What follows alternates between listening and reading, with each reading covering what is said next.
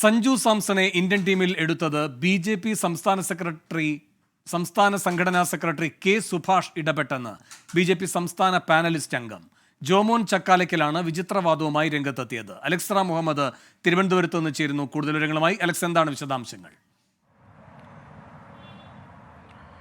വേണു, മലയാളത്തിന്റെ കേരളത്തിന്റെ അഭിമാനം സഞ്ജു സാംസൺ അങ്ങനെ വിയർപ്പിൽ തുന്നിയിട്ട ആ കുപ്പായത്തിന്റെ ക്രെഡിറ്റ് അത് ബി.ജെ.പി. ഏറ്റെടുക്കുകയാണ്. സംസ്ഥാന ബി.ജെ.പിയുടെ മീഡിയ പാനലിസ്റ്റ് അംഗം ജോമോൻ ചക്കാലയ്ക്കലാണ് ഫേസ്ബുക്കിൽ ഇന്നലെ ഈ പോസ്റ്റ് ഇട്ടത്. അതായത് സഞ്ജു ഈ വരുന്ന T20 ലോകകപ്പിലെ ഇന്ത്യൻ ടീമിൽ സഞ്ജു സാംസണെ ഉൾപ്പെടുത്തിയതിനു ശേഷം അദ്ദേഹം ഇടുന്ന പോസ്റ്റ് അങ്ങനെയാണ്. നേരത്തെ തിരുവനന്തപുരത്ത് വെച്ച് ഒരു സംസ്ഥാന ഭാരവാഹി യോഗം ചേരുന്നു. ആ ഭാരവാഹി യോഗത്തിൽ പ്രധാനപ്പെട്ട നേതാക്കളെല്ലാം പങ്കെടുക്കുന്നുണ്ട്. അതിൽ ജോമോൻ ചക്കാലയ്ക്കലും പങ്കെടുക്കുന്നു. അതിൽ ബി.ജെ.പിയുടെ സംസ്ഥാന സംഘടനാ ജനറൽ സെക്രട്ടറി കെ സുഭാഷും പങ്കെടുക്കുന്നുണ്ട്.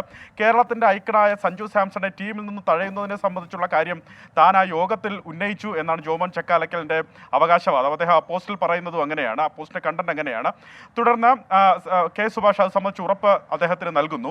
അതിനുശേഷം ഈ കഴിഞ്ഞ ദിവസങ്ങളിലെ വാർത്ത, അത് KL രാഹുൽ അടക്കം ടീമിലേക്ക് വരാൻ സാധ്യതയുള്ളതിനാൽ സഞ്ജുവിന്റെ സാധ്യത മങ്ങും. അതുകൊണ്ട് അദ്ദേഹത്തിന് അത്തരം മാധ്യമ വാർത്തകൾ കാണുമ്പോൾ ജോമോൻ ചക്കാലയ്ക്കലിന് അതിലൊരു ടെൻഷൻ വരുന്നു. അദ്ദേഹം ബി.ജെ.പിയുടെ പാലക്കാട് ജില്ലാ പ്രസിഡന്റ് ഹരിയെ വിളിച്ച് ഇക്കാര്യം പറയുന്നു. ഹരി പറയുന്നത് കെ സുഭാഷ് അത് ഏറ്റിട്ടുണ്ടെങ്കിൽ അത് നടക്കും എന്നാണ് അദ്ദേഹം പറയുന്നത്. അങ്ങനെ ആ 15-അംഗ ടീം വരുമ്പോൾ അതിൽ സഞ്ജു സാംസന്റെ പേരുണ്ട്.